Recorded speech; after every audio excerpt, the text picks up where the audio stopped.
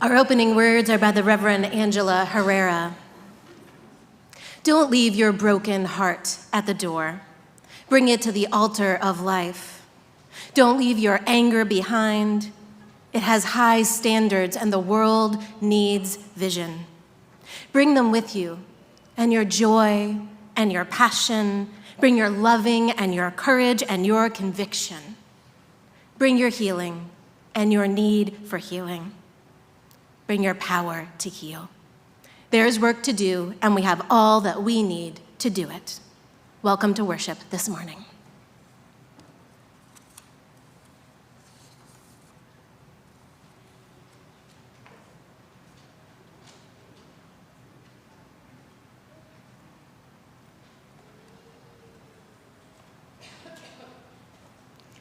Con espíritu de reverencia reconocemos que nos juntamos esta mañana en la tierra de los Kumeyaay, quienes continúan viviendo en todo su territorio.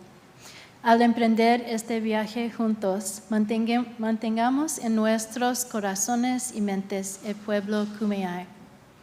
In a spirit of reverence, we acknowledge that we gather this morning on the land of the Kumeyaay, who continue to live throughout their territories. May the light of this candle shine for our commitment to the Kumeyaay people and to justice and equity for Indigenous people everywhere. I invite you to rise, embody your spirit, and join in singing our opening hymn, I Am Willing by Holly Near.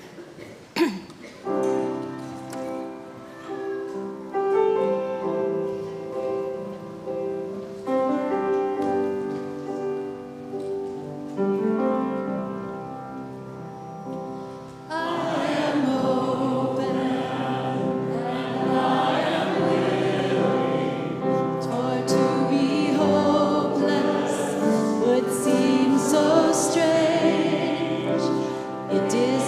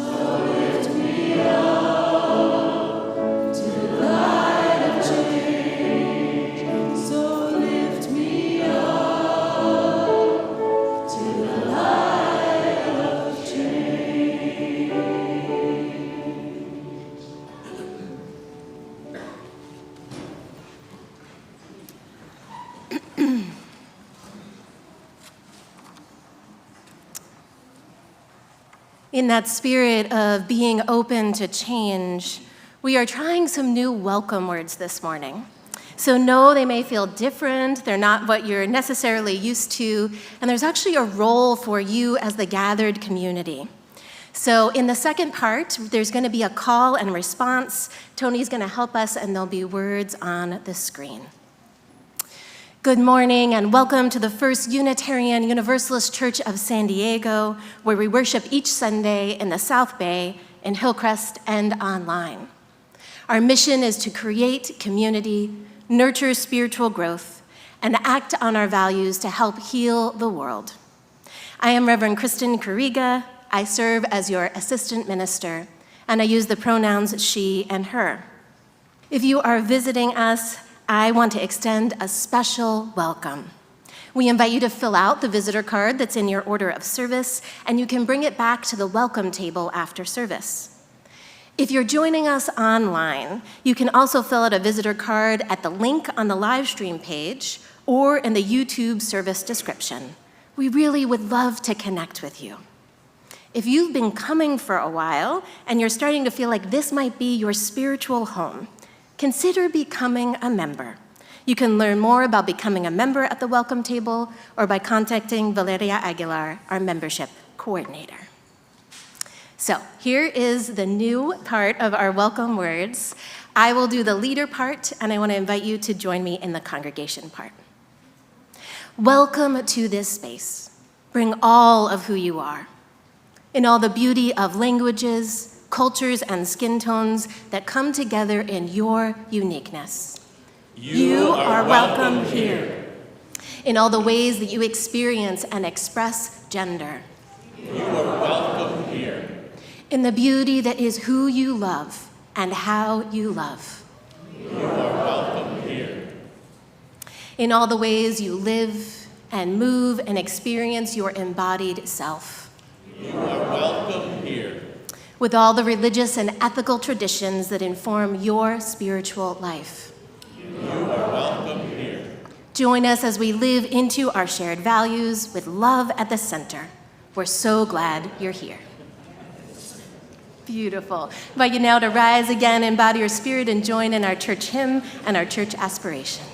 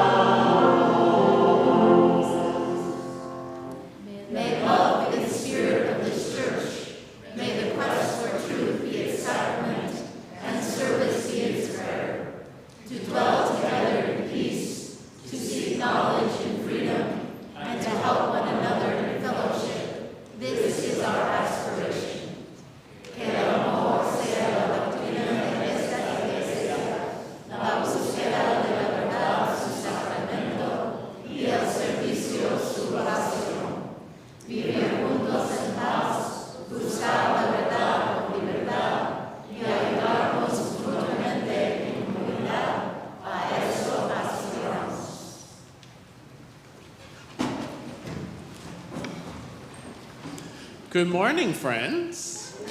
I'd like to invite all the children or youth who would like to come up and join me today for our Time for All Ages. And I hope you'll come on up, because I was hoping to have a conversation with you. And it'll be a pretty tricky conversation if I was up here by myself, right? Hi. Oh, good morning.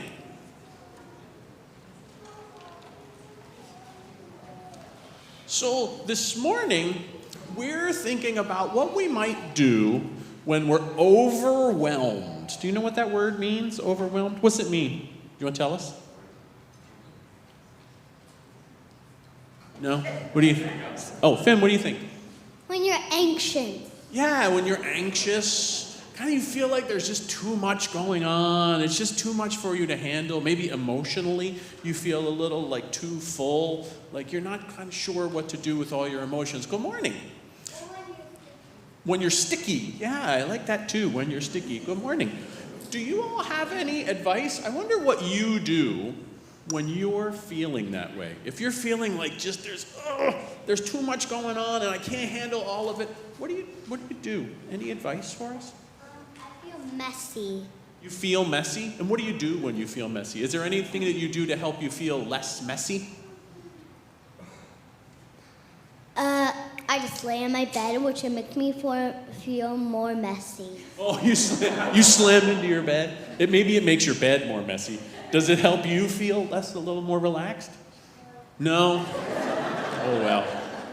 I think that might help me feel a little more messy. What do you do? Do you have any advice for us? No? No? Rowan, you got any advice for us? Oh, what do you do? What do you do? I'll give Mommy a hug.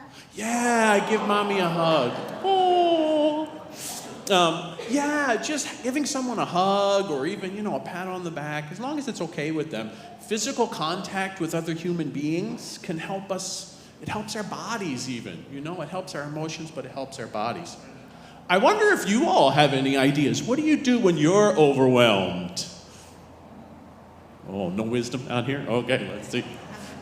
What do you do? I go into a dark room. Oh, go into a dark room. Oh, yeah, sometimes just that lack of senses, right? I go for a fast walk and look at the beautiful nature around me. Yeah, I was fast literally just going to say that exact same thing. walk in nature. I go for like 5 walks a day. Let's do two more.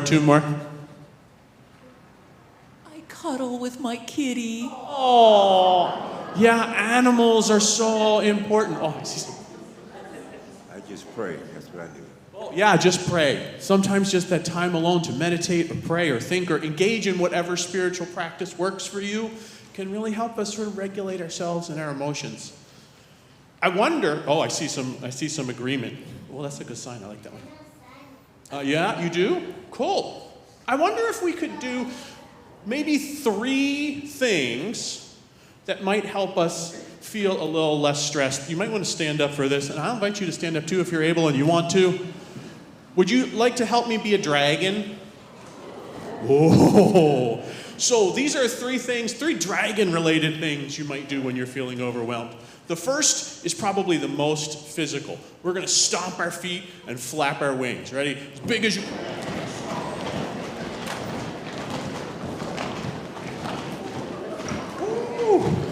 Whoa, feel the dragon wind.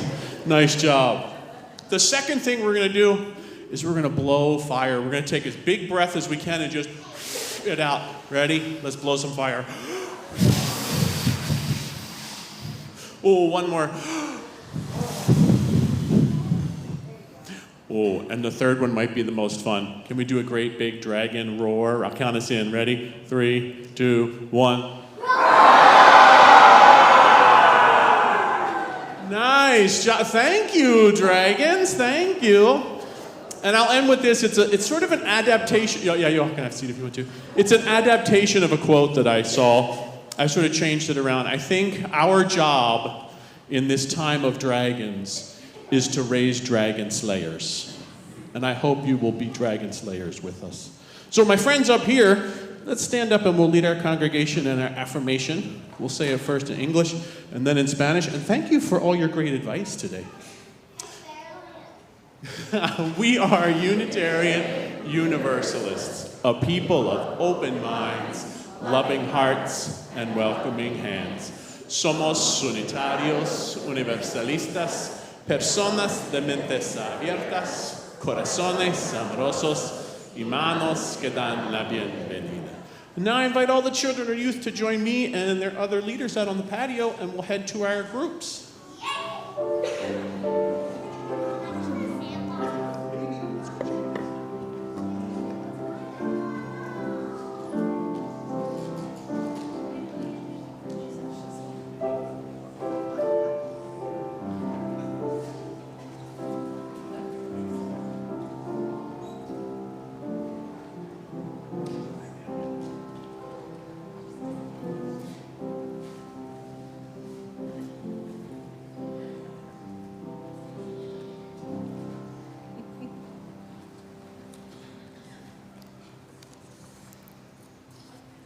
I have a few special announcements this morning.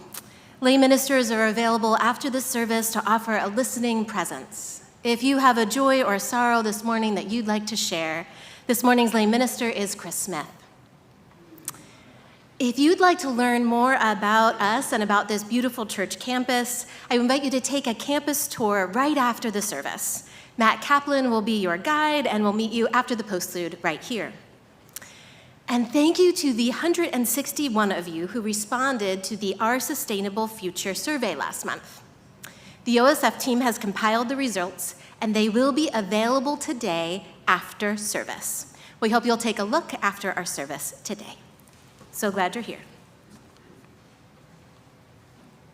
One way we live our values is by sharing our offering each week with a local organization working for justice. This month, our offering is being shared with the U.S.-Mexico Border Program of the American Friends Service Committee. AFSC is a Quaker organization that brings together people of all faiths to challenge injustice and build peace around the world. Their U.S.-Mexico border program was established here in San Diego in 1977 to address border issues through community-based campaigns. Through training, advocacy, and coalition building, they work to secure just immigration policies and protect human rights. You can give through text to give at 619-333-3040, the number on the screen. Enter that number in your text and type give and press send. Then follow the prompts. You will need to fill out your card information, name, email, and physical address the first time only. You should create a new contact called text to give, and it will be in your phone for future gifts. Next time you give, just call up the contact and enter give and follow the prompts, and it's quick and easy.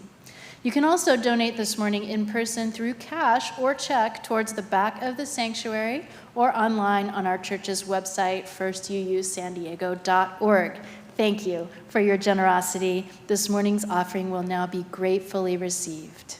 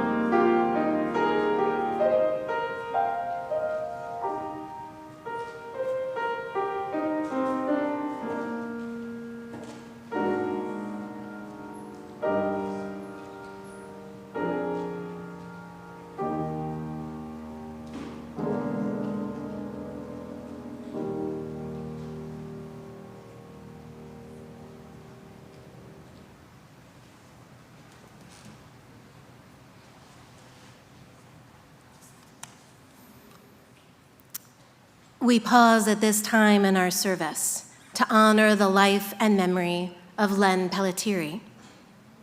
Len, a longtime church member, beloved family member, and devoted friend, died on Tuesday, February 18th at the age of 97. Len was a lifelong seeker and teacher who was passionate about working for the common good. A church member since 1984, he was active with the Men's Fellowship and part of the WIT group, Wise Men in Training. Len was an avid supporter of our partner church in the Philippines and cared passionately about expanding access to the Our Whole Lives curriculum. He also served as an outrageous sage, a mentor to children and youth in the Oaks and Acorns program. Len was curious, brave, generous, persistent, and resilient. We hold all in our hearts who are grieving his death. And so today we light this candle in Len's honor and memory.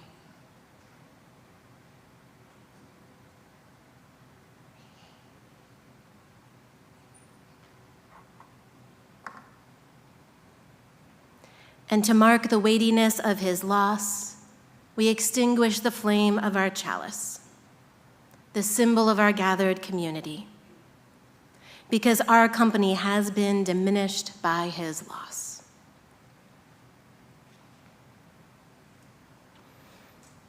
Yet we know that the light of this community continues, and Len's spirit lives on in the many among us who love him and remember him.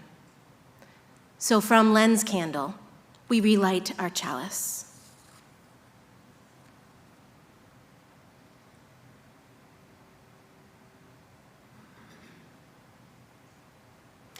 This community of memory and hope shines on, and Len lives among us in the heart's long memory. In mystery we are born, in mystery we live, and in mystery we die. Blessed be.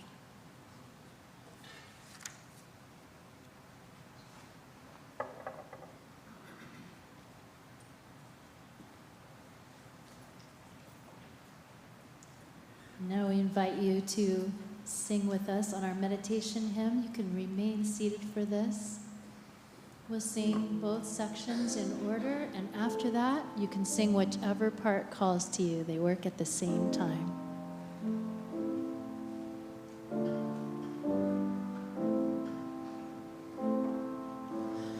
Loosen, loosen, baby, you don't have to carry the weight of the world in your muscles and bones. Let go, let go, let go. Let's do that again. Loosen, loosen, baby, you don't have to carry the weight of the world in your muscles and bones. Let go, let go, let go. Here's the other part.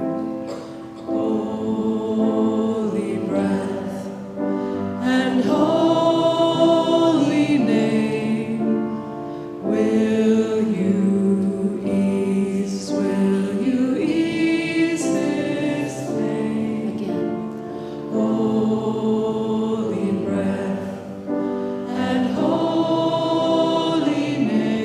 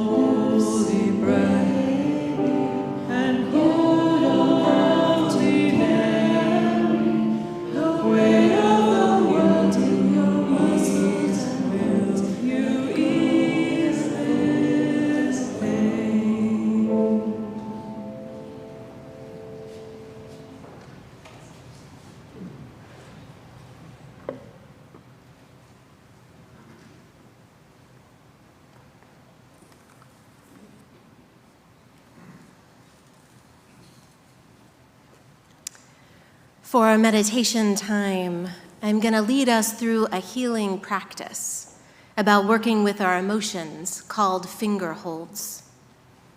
This practice is especially helpful when we're experiencing overwhelming emotions. It's used throughout the world to support people to cope with trauma following natural disasters. This practice is based on the belief that comes from Eastern medicine that we have a life force energy that flows through the channels of our body, through our organs, and into our fingertips and our toes. Each finger is associated with an organ and a set of emotions. Using these finger holds with a healing intention can help to release blocked energy and foster a sense of well-being. So if you are willing and you would like to, I invite you to join me in this practice. So the first, this is the thumb. It represents grief and overwhelm. The index finger, fear. The middle finger, anger. The ring finger, worry. The pinky, self-doubt. We'll start with the thumb. You just want to hold it gently but firmly, breathing into the finger, noticing any sensations, just holding a healing intention to release anything that's ready to move.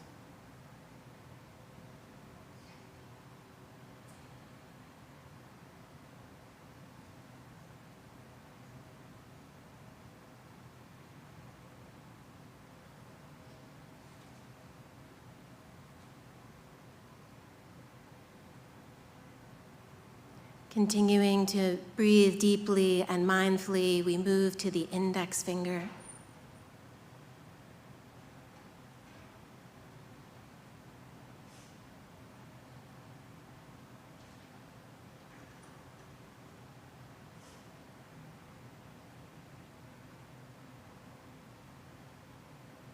Just noticing the sensations.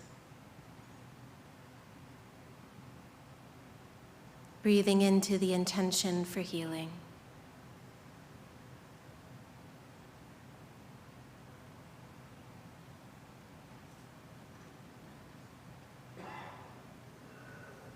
We move to the middle finger.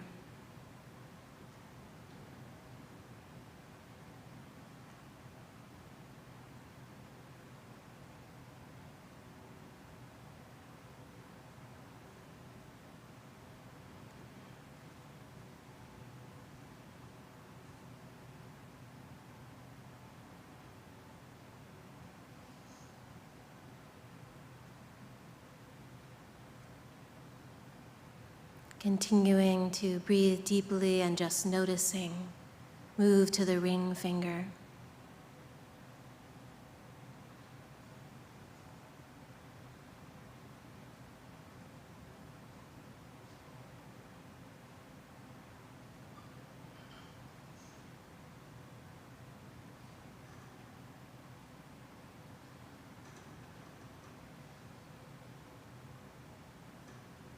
Moving mindfully to the pinky.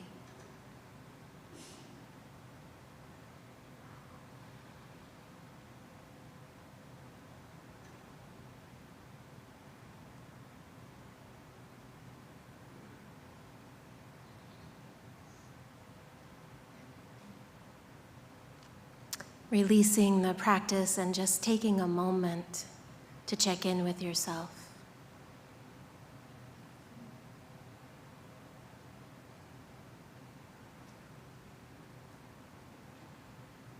If it feels good, you could just shake out anything that started to move. Gently shake of the hands with the intention for release, the intention for healing.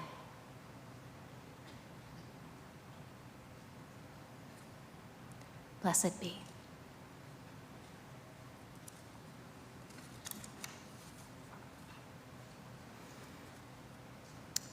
Our reading this morning is from This is Really Hard, but We Are Not Quitting, Reflections on Kindness and Resoluteness by Rebecca Solnit. I got through the first month of the assault on almost everything with what was maybe a hypervigilant surge of something or other. Cortisol, adrenaline, not anger, but a fierce protectiveness and a sense of strength. That strength flagged yesterday. What is that feeling we have when we see so much and so many beings destroyed, devalued, disparaged? At what intersection do grief, horror, sadness, outrage, and exhaustion meet? I am and we are witnesses to a catastrophe, a cruel catastrophe, a breaking of things. Domestic institutions, international alliances that it took decades to build. The destruction is at the intersection of hideous and heartbreaking. We are feeling what all of this stuff under attack is worth to us. And my worst fear around the great public threats is that people will be indifferent, will be bought into the idea that whatever doesn't affect them in the most immediate and direct way doesn't affect them at all, isn't reason for care, or isn't their job to do something about, or that they will feel powerless and surrender prematurely. And there is so much that tells us wrongly that we have no power. We are still figuring out what we can do about it, but care is foundational. The job isn't to be happy or sad or angry, unfeeling, or anything else.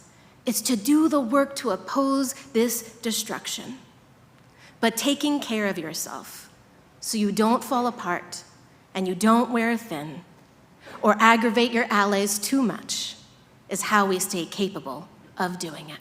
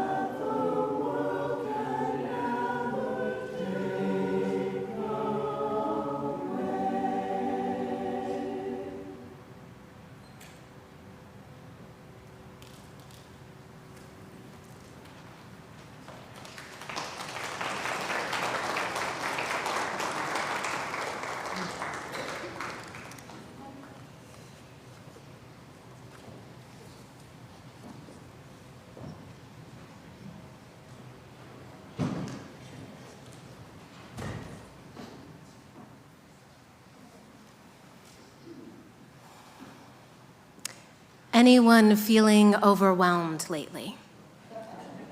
Yeah, I am. This constant bombardment of executive orders and hate-filled speeches and policies that target our communities is exhausting and heartbreaking and honestly terrifying.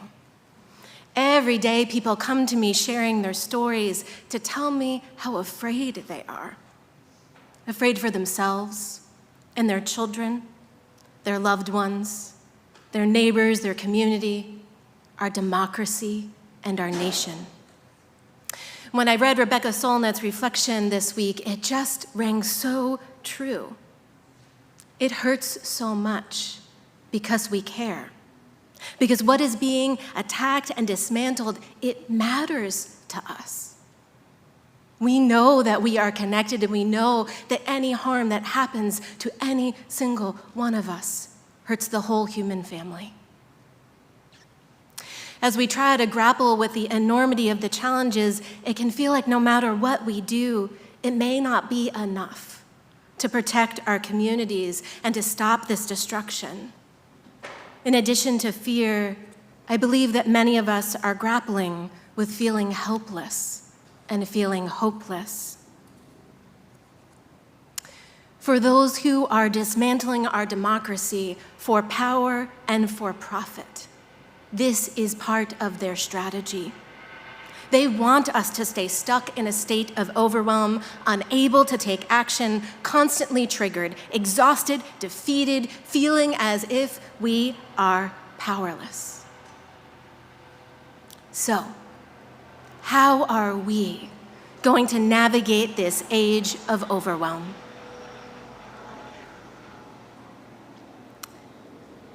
There are a few things that I've found supportive, much of it learned during the chaos of the pandemic, right? I was a new mom, a lead minister of a congregation, trying to navigate and hold a community through the biggest disaster I had lived through in my lifetime, a source of continual trauma.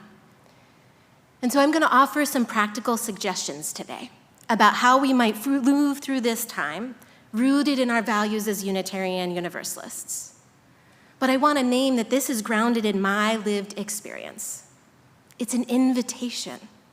You will know best what is right for you, for your body, mind, and spirit, what is supportive.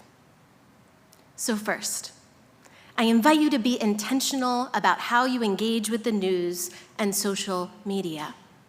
The amount of news and social media we take in is directly correlated to the amount of stress and overwhelm we experience. Identify a few sources that feel trustworthy, and then make an intentional decision. How much will I take in a day?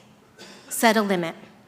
I will read the news or scroll through social media for 10 minutes, for 30 minutes, maybe an hour. You'll know what's right. If you need to, set a timer. Find the balance of staying informed, but not taking in more than you can digest and integrate.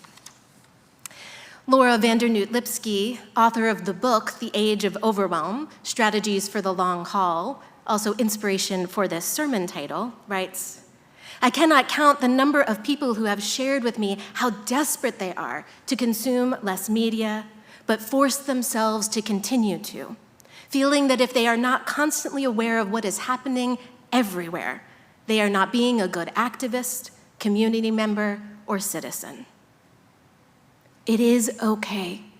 It is healthy to set limits on how much you can take in.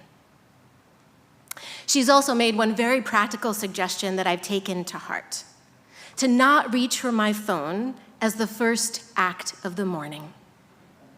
Right? How many times have I rolled over, turned off the alarm, and immediately opened my email, read the news, or scrolled through social media? Imagine I'm not alone. Instead, she says, take some time, as much time as you can. It might only be a few moments, and do something to nourish yourself first when you wake up. Breathe deeply. Do a body scan. Sing a favorite hymn. Say a prayer. Then when we do let the world more fully in, we're better prepared to handle it. These loving boundaries with the relentless news cycle can truly decrease our sense of overwhelm. It also allows more time and space to connect with people and with practices that are life-giving, and it leaves more energy for action. Next, I want to invite us to learn how to take care of our nervous systems. Throughout the day, our nervous systems are being triggered by real and perceived threats to our safety. Some of the most powerful practices I've come across are about working with the vagus nerve, which runs from the base of the brain to the top of the diaphragm and regulates our nervous system. Now, I've already introduced you to many of these practices during our meditation time and worship. I've also led workshops on them. And so I want to let you know there's a handout on the resource table right outside the sanctuary with practices from My Grandmother's Hands by Resmaa Menakem. And I hope that you will pick them up and try them out. But today I want to share some wisdom and insights that I haven't talked about before from the book Burnout, The Secret to Unlocking the Stress Cycle by Emily and Amelia Nagoski. They have identified 6 evidence-based strategies that help us to complete the stress cycle and reset the nervous system. So I loved that some of you already named some of these. So the number one thing that resets our nervous system is movement. Running, walking, dancing, qigong, yoga, Zumba. The reason that this is really important is because the nervous system reaction was originally when we were being chased by predators, right? So we lived in a time where predators chased us, we ran, and when we got to safety, the nervous system knew we were okay again. But we have this constant triggers of our nervous system, and nothing signals to us that we are okay in this moment. It also addresses stagnation. It allows stress hormones that build up a way to release and to move through our bodies. Now, I want to acknowledge that we all have different bodies with different abilities, and to know that you don't have to do vigorous exercise in order to initiate this process. Finger holds, which I taught you this morning, will do the same thing. Another is tensing and releasing the muscles of your body. I do this often in the morning and at night, starting at the feet and clenching, and then releasing and moving up through the body until you clench the whole body and release. Has the same effect as going on a long run. So number 1, movement. We've also done this today. Number 2, breathing. So deep, slow breaths. It has to go into the diaphragm, not just stay in the lungs. And it's most effective when we lengthen the out breath. Right? So if we count in for 4, count out for 6 or 8. Number 3 is laughter. Not just a giggle, I'm talking about like a full embodied belly kind of laugh. I had one of these experiences recently. I was at a minister's retreat in Arizona, and we were with colleagues, and we had been given these cards that were cards about rest. And mine said, "You do nothing alone. Everything in life is a collaboration." And we've been told to go out with these cards and rest. And so I said, well, I guess I should rest with someone. It says I do nothing alone. So I went up to a colleague who was sitting on the grass and it said, "Can I rest with you?" And we laid on the grass, and the sprinklers turned on.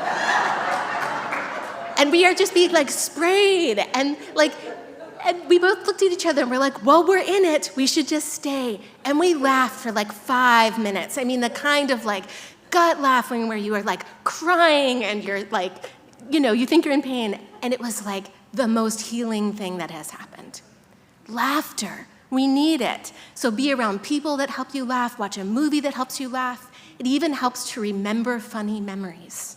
That does the same thing in the body. Affection. Connect with someone you love and trust. One of the little kids gave us the suggestion, they said, right? When I'm overwhelmed, I hug my mom. So this is an evidence-based thing, that one essential way we complete the stress cycle is to be with someone we love and trust, and a 20-second hug. Now, 20 seconds is a long time, but a 20-second hug with someone you completely love and trust can reset the entire nervous system. This can also happen with an animal, petting a cat or a dog, or spending time in nature. This was one of the things, it sounds kind of funny to think about affection with nature, but when I really felt like I didn't know how I would do one more day during the pandemic, I would go and I would lay under this tree in my yard.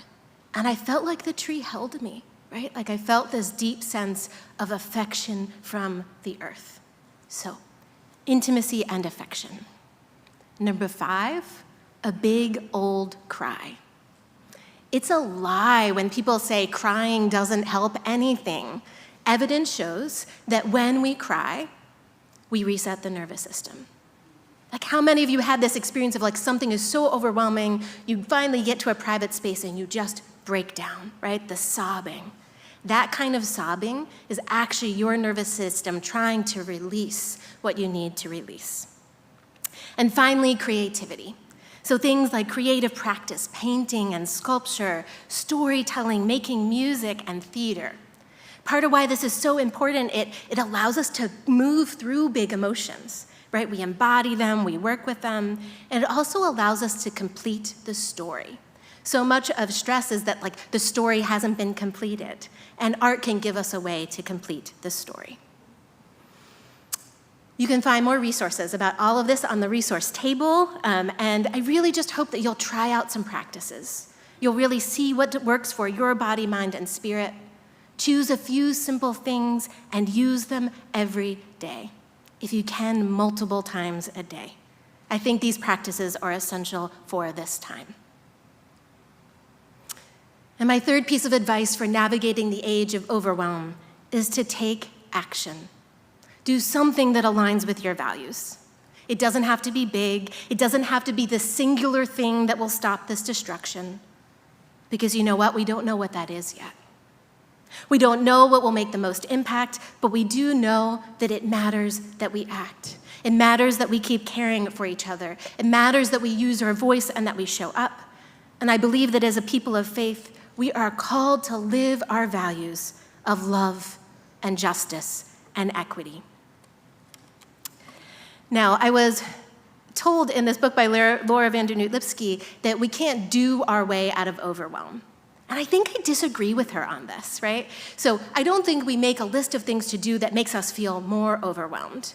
But I know for me that if I'm overwhelmed at work and I make a list and then I tick off one thing at a time, I start to feel less overwhelmed. So what I'm asking you is to do one small thing. Because I've been noticing that every time I say yes to something and show up, it doesn't make me more overwhelmed, it makes me less.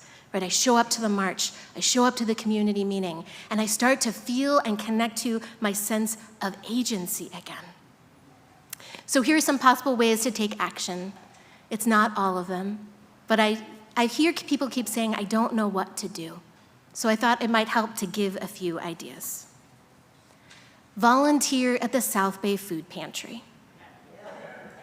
The food pantry is feeding 600 families a week, providing diapers, and not only that, building relationships. Because of the existing relationship, we could give out Know Your Rights materials to immigrants and to folks who are undocumented, and they would take it because we are in relationship. This is the way that we build power in our communities, is through relationship. So show up at the food pantry. You could join the Immigrant Justice Team. The Immigrant Justice Team is now working with San Diego Organizing Project and the ACLU to build the neighborhood solidarity committees.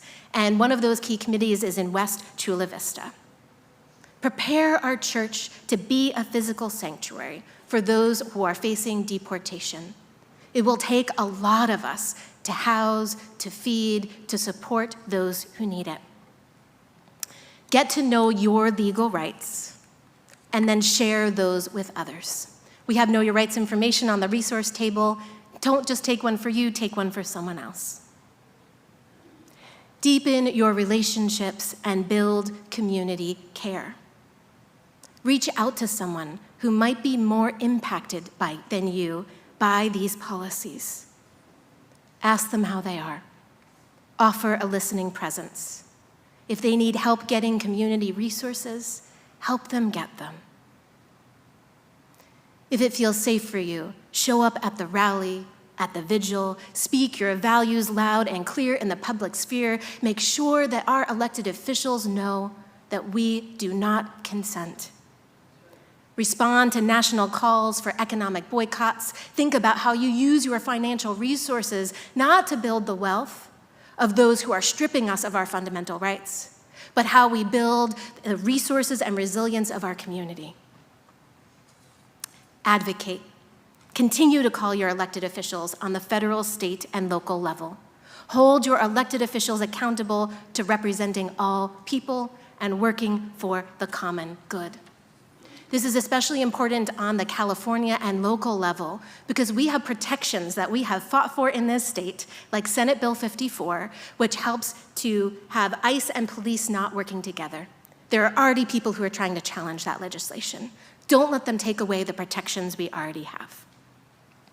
So I want to be clear. I am not asking you to do all of these things. No one of us could. But I am asking something of you. I'm asking you to discern.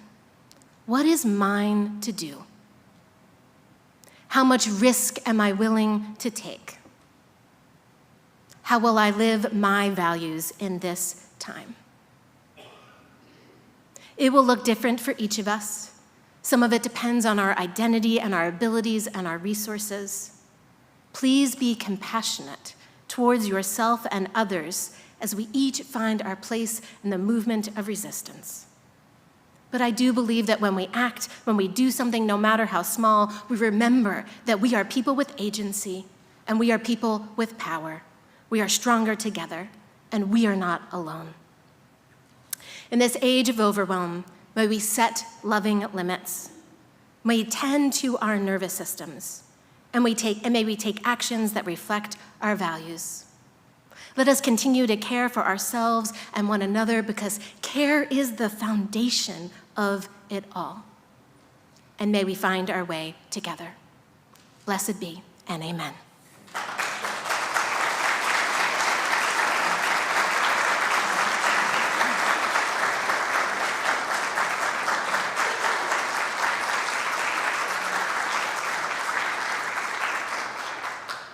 Now I invite you to rise in body or in spirit and join us in singing our closing hymn, I Know I Can.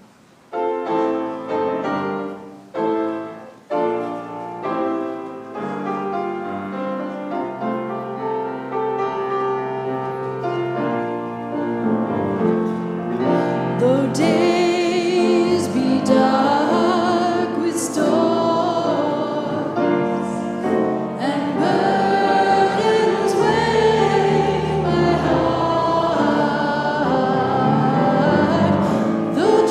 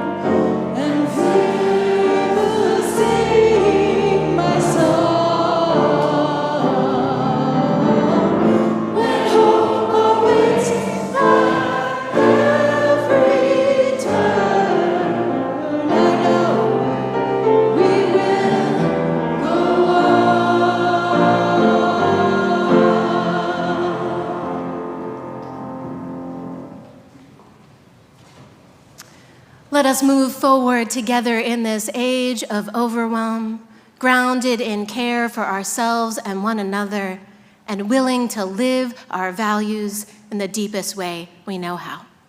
Blessed be, and go in peace.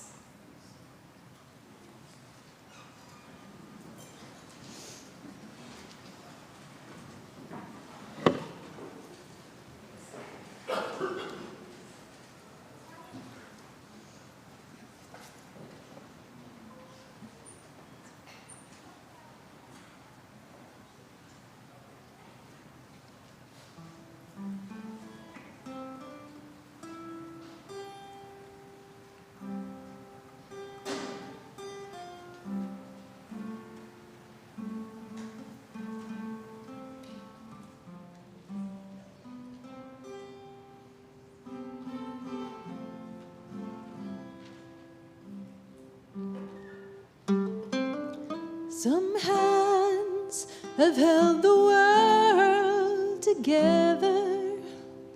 Some hands have fought in wars forever. Tell me, what shall I do with these hands of mine? Some hands have blessed a million people. Some hands helped free the world from evil. So tell me, what shall I do with these hands of mine? What shall I do with these hands of mine? What shall I do with these hands of mine? The world could use a hero of the humankind. So tell me, what shall I do with these hands of mine? Some hands can stop a life from dying. Some hands comfort a baby crying. So tell me, what shall I do with these hands of mine? What shall I do with these hands of mine? What shall I do with these hands of mine? The world could use a hero of the humankind. So tell me, what shall I do with these hands of mine? I want to sing it from my heart. I want to hear it in the wind till it blows around the world and comes back again. And all that we can ask is for hours to be free, to use them when we want, for whatever the need.